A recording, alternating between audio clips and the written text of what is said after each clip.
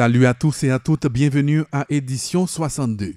Des centaines de candidats dont leurs candidatures aux prochaines législatives ont été rejetées se sont présentés tôt ce vendredi 14 mai 2015 au niveau du BED de l'Ouest 1 en vue de contester la décision du CEP de les écarter du processus électoral sur la liste des candidats non agréés. On compte plusieurs anciens parlementaires de la dernière législature. Certains des candidats qui ont rencontré le directeur des affaires juridiques, maître Anthony Mathieu Chérubin, ont encore la possibilité de réintégrer le processus tant que les raisons pour lesquelles ils ont été écartés ne sont pas avérées justes. Tour à tour, Odni Joseph Pierre de Lupan et José Benoît Louissin de Petite Dessalines. Là, en train dedans, démarche pas en pile que ça.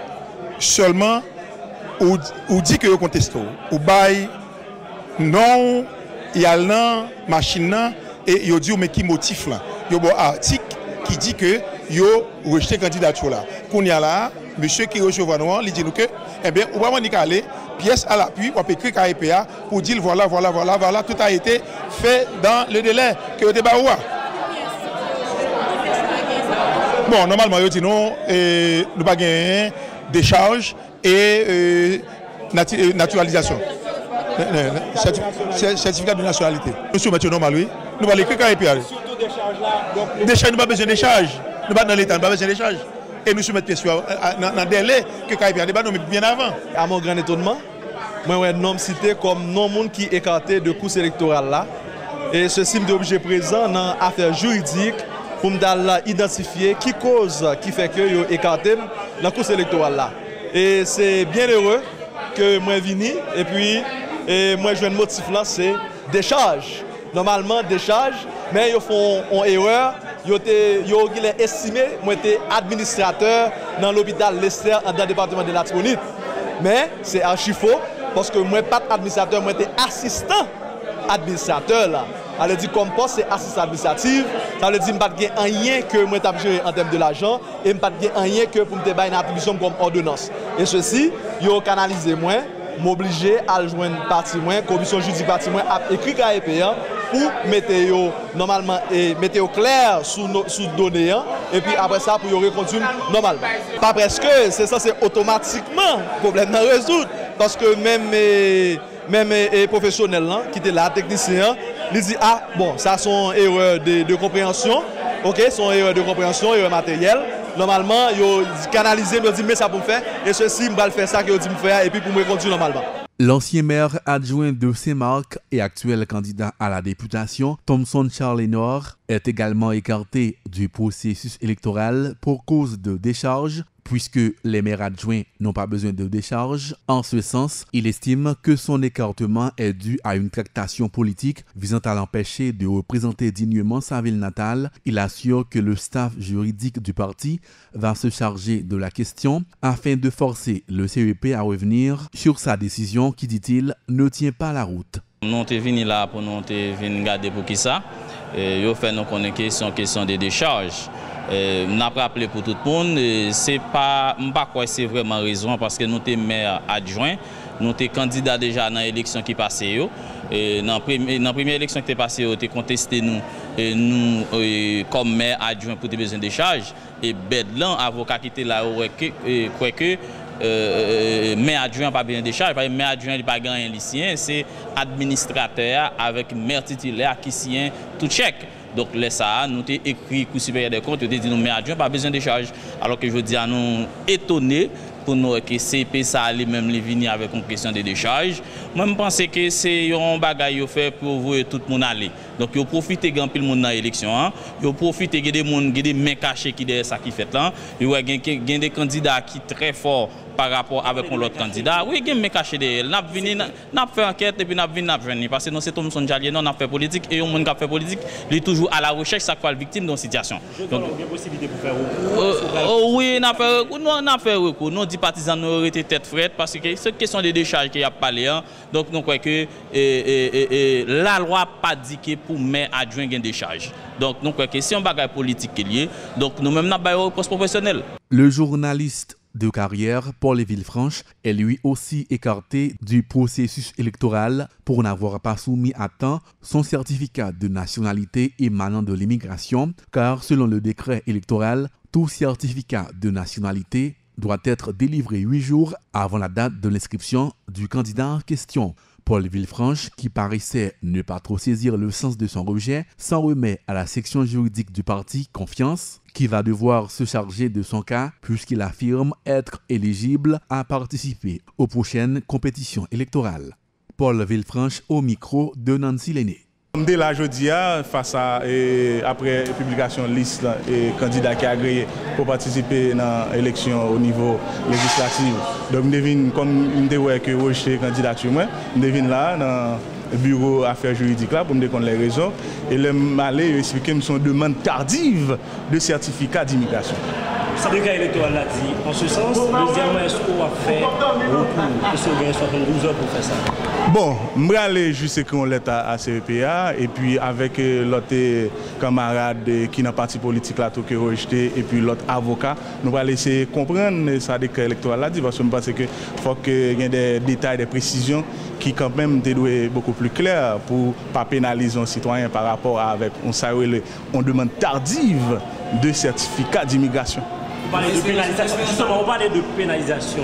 Est-ce que tu as estimé ou bien assimilé ça? Non, alors, non, pas rien à faire de politique. Il faut aller chercher connaître est-ce que ces certificats immigration que au niveau de service immigration pas privé jeune CEPA et puis pour essayer de comprendre ça veut dire exactement à partir de décret électoral là, ça veut dire on demande tardive de certificat d'immigration. Réaction de l'Organisation du peuple en lutte OPL suite à la publication de la liste définitive des candidats autorisés à prendre part aux prochaines élections législatives. Deux dirigeants de cette organisation politique, l'ancien député Jean-Harry Marsan et l'activiste politique Hervé Saint-Ilus, demandent à l'institution électorale de reconsidérer les cas de leurs candidats non validés. Ils menacent de mener une bataille juridique contre le CEP s'ils refusent de rectifier le tir. Tour à tour, Jean-Harry Marsan et Hervé Saint-Ilus. CEPA sorti liste candidat agréé et de cette fameuse liste que CEPA a mis dehors, OPL gagnait 21 candidats qui pas agréés. Alors pour ce, par rapport à ça ne pas faire de meilleur, nous obligés changer ordre du jour de conférence de presse là, de objectif de presse là, de investiture sur Pierre Etienne et n'a parlé également de ce qui passé au niveau CEPA. OPL nous prend le soin pour nous choisir de bons candidats, de vrais candidats. Bon candidat, c'est parce que ce sont des gens qui gagnent une certaine notoriété, qui font très bien de population, et des gens qui, au pays, sont considérés comme gagnants déjà. De vrais candidats, c'est parce que nous étudions les dossiers et nous croyons qu'il n'y a pas de problème au niveau du dossier. Est-ce que c'est une façon pour ces pays à faire plaisir à d'autres personnes, d'autres candidats qui pas réunir des conditions que l'obligé de canet et qui fait que les bail canet comme ça au niveau OPL. Moi dis canet, c'est pas un mot que moi utiliser, même dit pour comprendre de quoi il s'agit. Nous réunions avec l'équipe avocat nous qui gagne maître AC Michel-Ange dans tête li et nous demandons pour faire une requête auprès de CPA pour demander CPA pour lui signifier OPL formellement les raisons pour lesquelles CPA a écarté 21 de nos candidats. Nous avons profité tout pour nous dire l'important par rapport à la conjoncture politique. Là. Question écartée ensemble de candidats nous dans niveau députation et sénatorial. Comme étant donné que l'OPL engagé le combat électoral et engagé l'autre bataille juridique par rapport à déclaration Mouchéo Pontefin l'ELT annoncé élection qui était faite en 2010, résultat, lui-même comme ancien directeur général, ancien responsable opération électorale, eh bien, même conseil électoral à l'époque là, c'est pas résultat ça que yo te bail. Eh bien, est-ce que je dis, c'est ça n'a payé, nous pas connaît.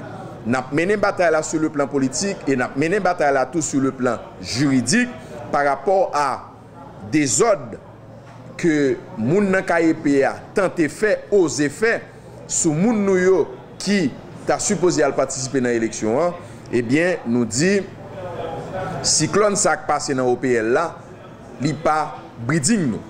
Comme yon parti responsable, n'a mené bataille là sur le plan juridique, n'a mené bataille là sur le plan juridique et n'a mené tout sur le plan politique.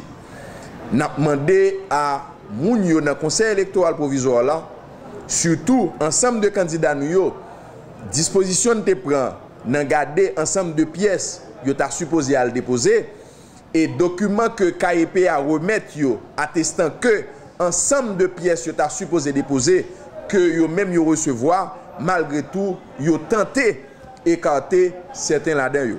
Eh bien n'a exhorté KEP a, nous même dans l'OPL nous prenons ça très au sérieux, nous engager le combat électoral sur le plan juridique et sur le plan politique, nous demander pour KEP a rectifier le tir. La Ligue alternative pour le progrès, l'émancipation haïtienne prépare pour la semaine prochaine l'inscription de son candidat à la présidence Jude Célestin, candidat malheureux lors des présidentielles de 2010 sous la bannière L'Espoir. La PEH, avec toutes ses bases politiques, se propose de mettre tout son poids dans la balance afin de prendre le pouvoir à travers les élections honnêtes, crédibles et démocratiques. En effet, Jude Célestin revient après avoir passé 4 ans dans l'anonymat. Les responsables, membres et sympathisants de la paix se donnent rendez-vous à la place Boyer de manière à drainer la grande foule devant les locaux du BED l'Ouest 1 à Frères. Par ailleurs, Odin Fils Bernadel, responsable politique de la PEH, a précisé que plusieurs candidats de l'organisation politique ont été écartés dans la course, mais un conseil d'avocats est constitué en vue de défendre la cause du parti. Nous ne pouvons pas prendre bonne madiga. Nous ne pouvons pas prendre rare. Mais nous connaissons que, debout du Jude Célestin, ou de la paix, quand pile monde, c'est ça que nous invitons en pile monde, nous informer que Jules a inscrit le 19 mai 2015, nous invitons tout le monde, nous invitons la presse parlée, écrite et télévisée, pour venir accompagner nous l'inscription président. Au niveau de la paix, nous avons des candidats qui ne sont pas retenus, qui sont rejetés par le conseil électoral provisoire momentanément.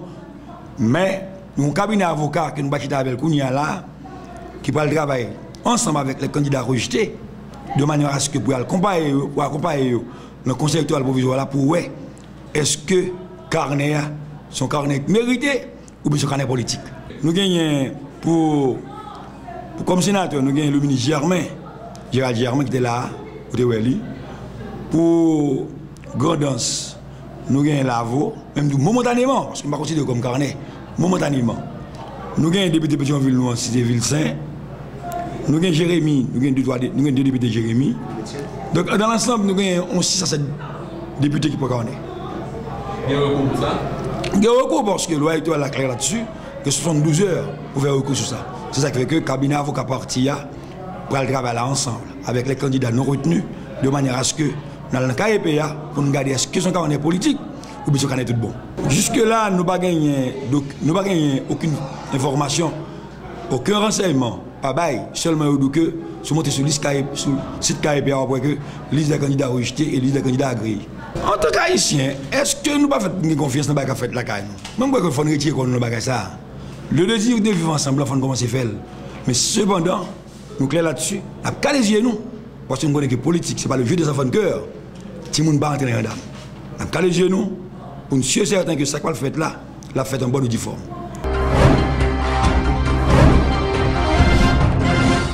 L'avocat Fritzo Canton, défendant Michael Gellenfriend, responsable de l'orphelinat Saint-Joseph, a expliqué au micro des journalistes que les accusations d'agression physique et sexuelle portées contre Michael Gellenfriend par 5 anciens pensionnaires de la maison Saint-Joseph pour enfants étaient nulles et sans fondement réel. L'homme de loi accuse un journaliste travaillant à la primature derrière cette machination. Maître Fritzo Canton se réjouit de la décision du juge qui a ordonné ce vendredi la libération de son client soupçonné d'avoir agressé les résidents d'un orphelinat qu'il a fondé dans la capitale en 1985. Selon lui, l'arrestation de son client était un affront à la justice car, dit-il, les procédures n'étaient pas respectées lors de son incarcération.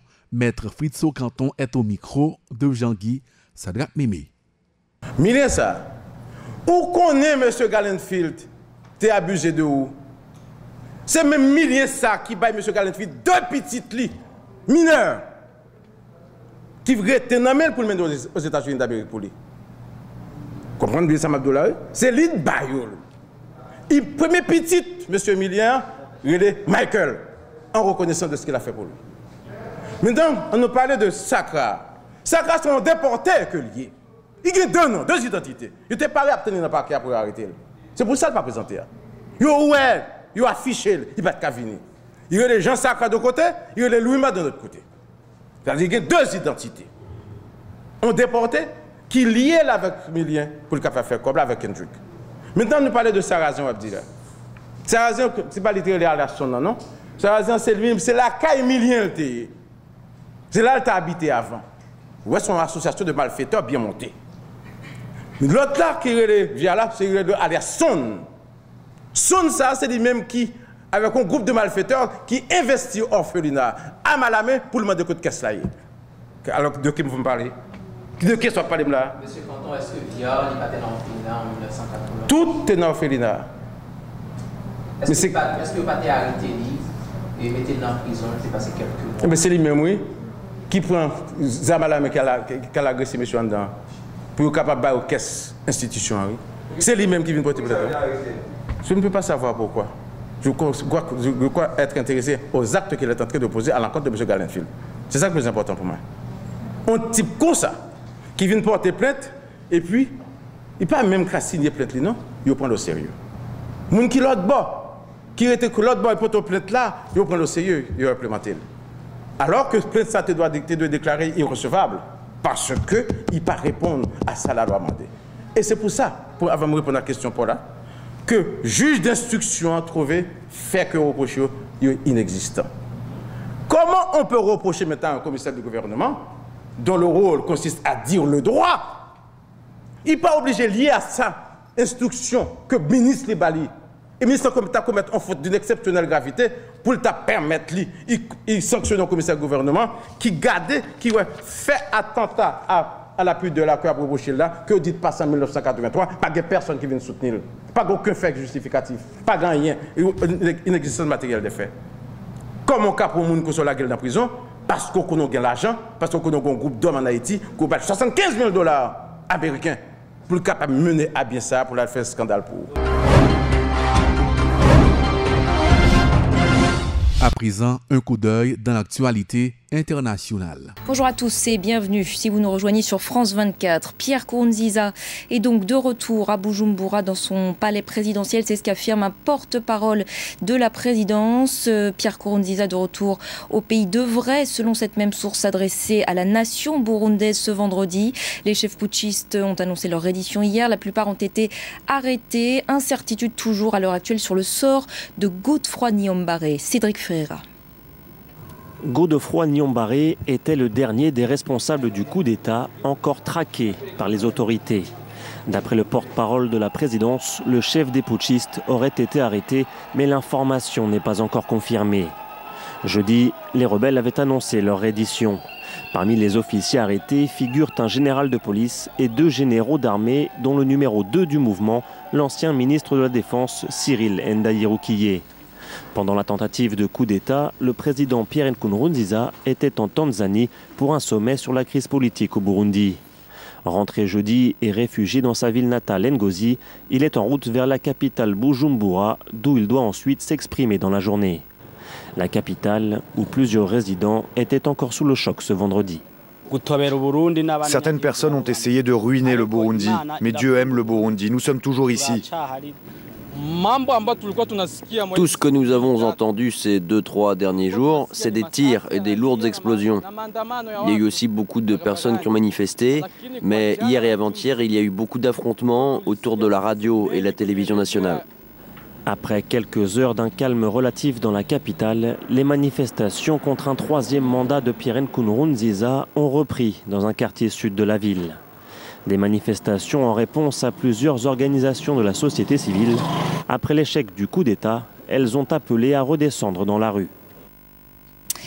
Pierre Nkurunziza est donc rentré au pays après un passage dans son village natal. Le président burundais est arrivé, selon une source proche de la présidence, dans la capitale Bujumbura. Il se trouverait actuellement au sein de son palais présidentiel. C'est ce qu'a affirmé un porte-parole de la présidence burundaise.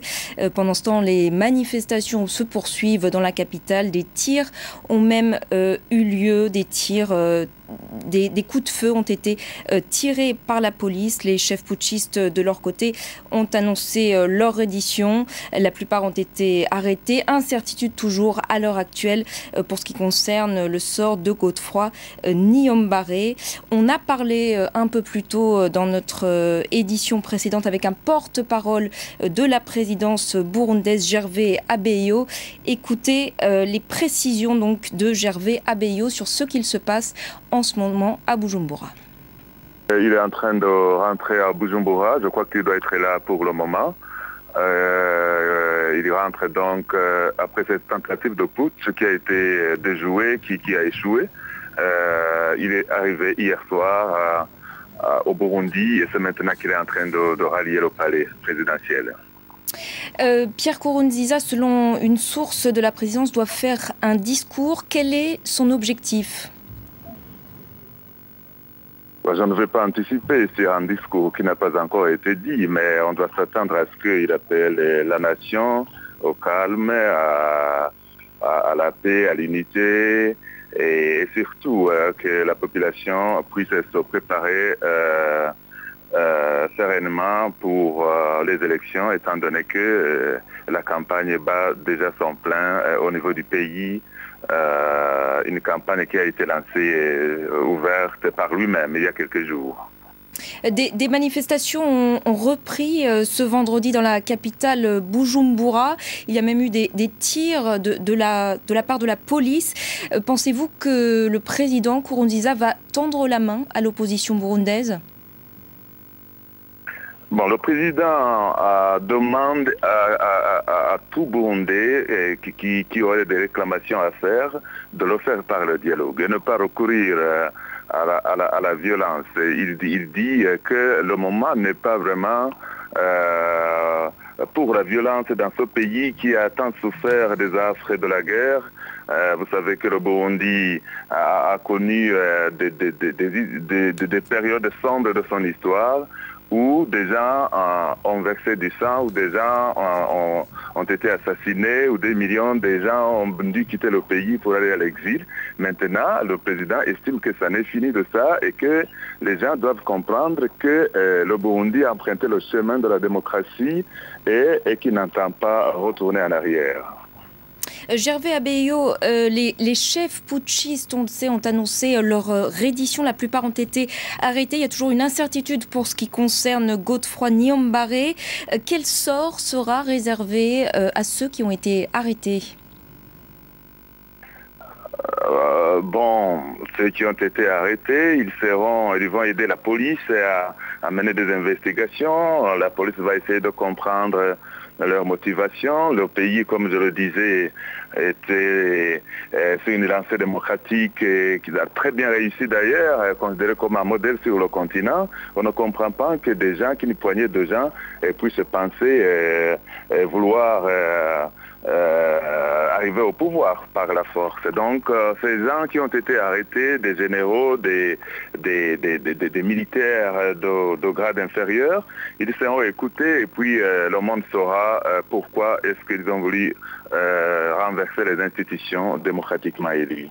Et est-ce que vous avez des nouvelles du général Godefroy Niyombare ? Bon, à l'heure où je vous parle, on ne sait pas où il se cacherait, mais il y a quand même pas mal de ses collègues qui ont été, qui ont été arrêtés depuis la matinée. Et nous pensons qu'ils vont aider, comme je le disais tantôt, ils vont aider les instances judiciaires, notamment à comprendre pourquoi ils ont voulu nous ramener, je dirais, 10 ans en arrière, le Burundi, 20 ans en arrière. À l'époque des coups d'État est quasiment révolu dans notre pays, dans la région, même sur le continent. Ce n'est plus acceptable, même du point de vue de la communauté internationale. Les organisations humanitaires dénoncent un ping-pong humain. Près de 700 migrants ont été secourus ce vendredi au large de l'Indonésie après que leur navire a été repoussé par la Malaisie. La plupart proviennent du Bangladesh ou de Birmanie. Ils fuient la misère et les discriminations. C'est le cas notamment de la minorité Rohingya, la plus persécutée au monde selon l'ONU. Cécile Galuccio. S'il vous plaît, on a faim, à boire. Sur ce bateau surchargé, environ 300 migrants Rohingyas partis de Birmanie pour rejoindre la Malaisie. Ils disent être en mer depuis des semaines, avoir été abandonnés par les passeurs qui auraient cassé le moteur avant de fuir. Un hélicoptère de la marine thaïlandaise répond enfin à leurs appels à l'aide.